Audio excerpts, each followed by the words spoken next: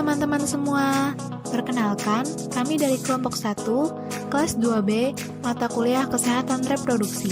Kali ini kami akan membahas mengenai konsep dasar gender.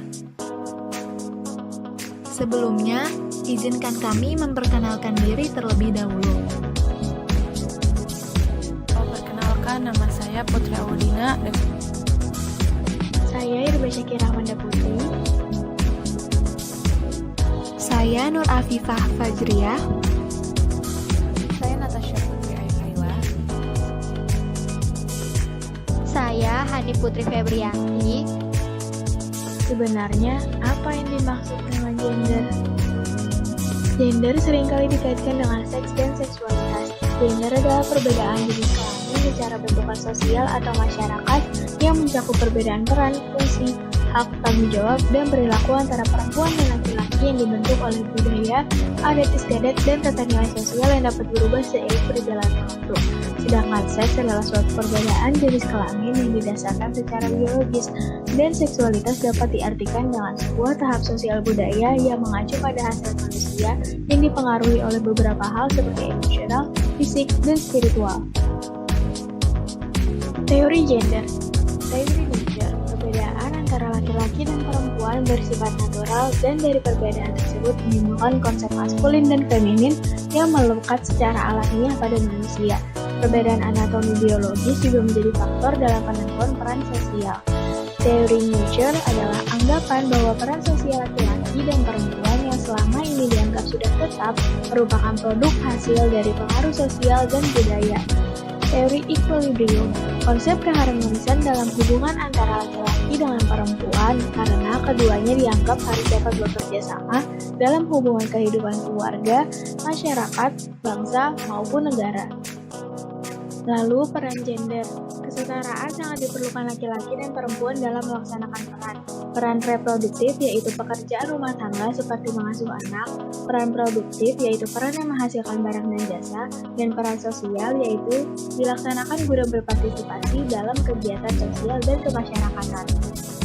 Selanjutnya, budaya yang mempengaruhi. Sebagian besar masyarakat Indonesia masih menganut budaya patriarki, di mana peran laki-laki ditempatkan sebagai pemimpin dan perempuan memiliki batasan tertentu. Hal ini mengakibatkan perempuan dianggap tidak memiliki hak dalam bidang ekonomi, sosial, dan politik. Hal ini juga memicu banyak terjadinya pernikahan usia dini pada anak perempuan karena dianggap tidak perlu memiliki pendidikan yang tinggi.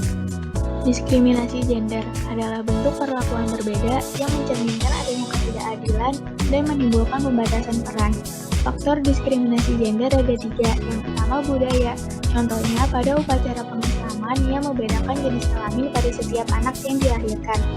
Kedua, agama. Dalam Islam, laki-laki dianggap sebagai seorang pemimpin bagi kaum perempuan, sehingga perkataannya adalah amanat yang harus dipatuhi. Yang ketiga adalah biologis. Contohnya, pada bidang pekerjaan yang umumnya menggunakan tenaga, lebih dominan menerima pekerjaan laki-laki karena dianggap lebih kuat dibandingkan perempuan.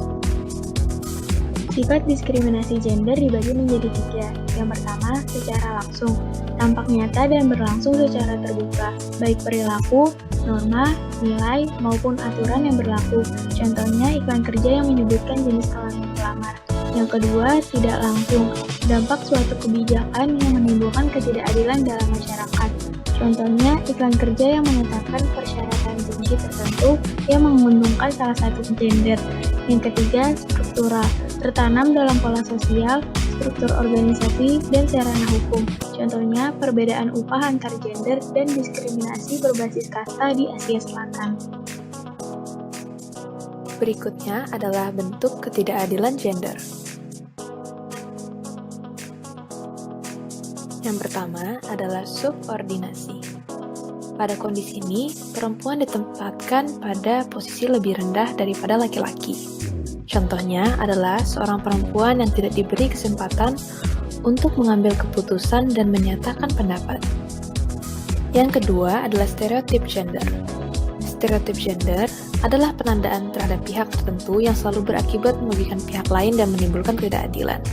Contohnya adalah adanya pendapat bahwa perempuan sering berdandan untuk menarik perhatian lawan jenis. Yang ketiga adalah beban ganda, di mana beban pekerjaan yang diterima salah satu jenis kelamin lebih banyak dibanding jenis kelamin lainnya. Contohnya, perempuan memiliki peran mengurus rumah tangga, melahirkan, menyusui, tapi seringkali tidak dihargai.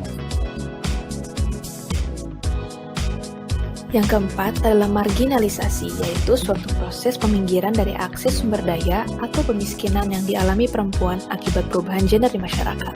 Contohnya adalah perempuan yang dianggap sebagai makhluk domestik yang mengurus rumah tangga.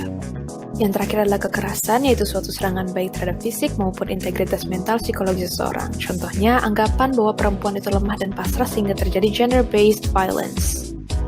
Berikutnya adalah ketidaksetaraan dan ketidakadilan gender dalam pelayanan kesehatan, yaitu suatu masalah kesenjangan perempuan dan laki-laki dalam seluruh aspek yang bersangkutan dengan pelayanan kesehatan. Contoh ketidaksetaraan gender dalam pelayanan kesehatan yang pertama adalah isu gender terhadap prevalensi dan tingkat keparahan penyakit. Contohnya, laki-laki lebih banyak menderita sirosis hepatis karena berhubungan dengan perilaku minum alkohol. Berikutnya adalah isu gender terhadap lingkungan fisik dan penyakit. Studi kasus di Zimbabwe menyatakan bahwa perempuan dewasa lebih beresiko menderita sistomiasis karena tugasnya mencuci pakaian di sungai. Berikutnya adalah isu gender terhadap faktor risiko penyakit. Contohnya, terbatasnya akses air bersih untuk perempuan karena laki-laki didahulukan. Berikutnya adalah isu gender terhadap persepsi dan respon terhadap penyakit. Contohnya adalah pelayanan KB lebih fokus pada perempuan yang mengakibatkan laki-laki memiliki akses terbatas dan memiliki persepsi bahwa KB adalah urusan perempuan. Selanjutnya adalah isu gender terhadap akses secara fisik, psikologis, dan sosial terhadap sarana pelayanan kesehatan. Contohnya adalah perempuan dengan penyakit IMS cenderung tidak ke sarana kesehatan karena takut dengan stigma sosial. Yang terakhir adalah isu gender terhadap keterpajanan dan kerentanan penyakit. Contohnya, perempuan lebih rentan dibanding laki-laki terhadap infeksi HIV melalui hubungan heteroseksual.